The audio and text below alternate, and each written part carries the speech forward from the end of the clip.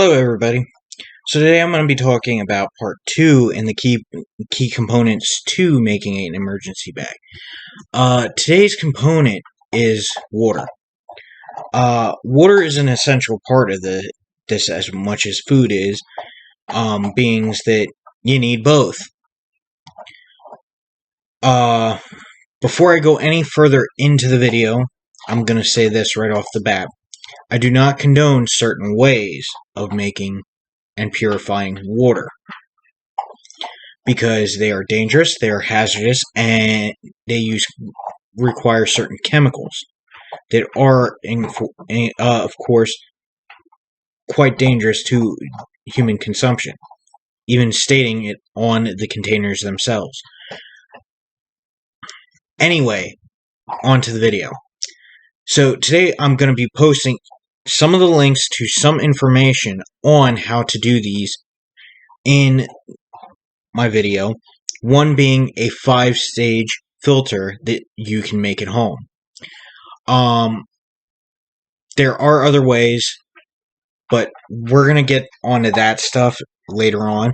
Right now I want to talk about the 3 components that you need in the water, in water collection, in water storage, and in water purification. First off, water storage. You're going to need something to hold water in. Namely something that is food safe. You can use old soda bottles. You can use any kind of bottle, really. But preferably what I prefer to have in my bag is something that is either stainless steel or made of metal. Because other than just storing it, you can also use it to purify the water.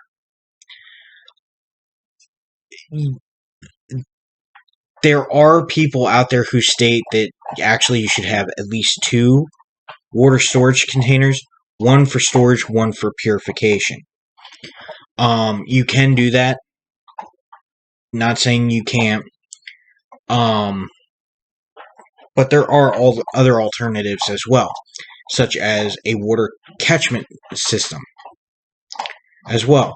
You can make some sort of way to catch rainwater and store it in a container or whatever you may be using, such as a bucket or a bottle, anything really. Another thing you want to keep on you is something pretty much like a cooking pot of some sort, because it can be used to cook and purify water that way as well. Now on to the homemade filtration systems. There are many out there. I'm going to leave you some sources in the video as well to help you out. One personally that I find works is a 5-stage water purification system, mainly using charcoal, sand, gravel, and rags of some sort. That is one way you can do it. There are other ways as well. I'm not familiar with a lot of them. I'm familiar with the 5-stage. I've done research on it in the past. I've actually attempted to make a few of them. Granted, some of them didn't turn out so well, but that's because I was using improper materials. In the 5-stage one, it usually calls for filter of some sort, such as a coffee filter, which you can pretty much get any grocery store.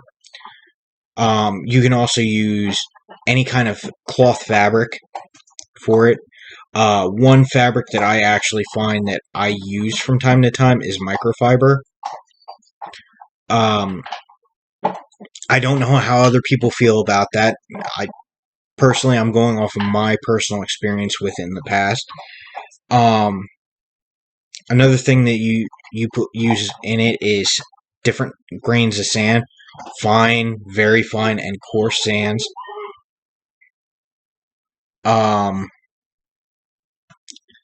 Another one is gravel. Now, this is where I have made the mistakes in the past. In the past, I have used limestone gravel, which I find usually has a powder on it. So you're actually tasting that powder when you're drinking your water. So usually what I do is if I'm using limestone, I found that when you're doing this, instead of going one layer of coffee filter, I usually go a couple layers of coffee filter.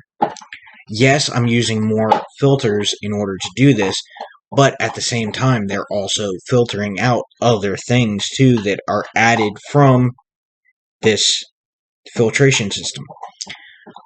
Personally, I've used at least 7 coffee filters to make one of these filters, because what I will do is between each layer I will put a coffee filter, so it actually gives it added filtration. Don't know if that's actually how it works, but to me that's how I feel it works. So what I would normally do is I will put the coffee filter or liquid or fabric down.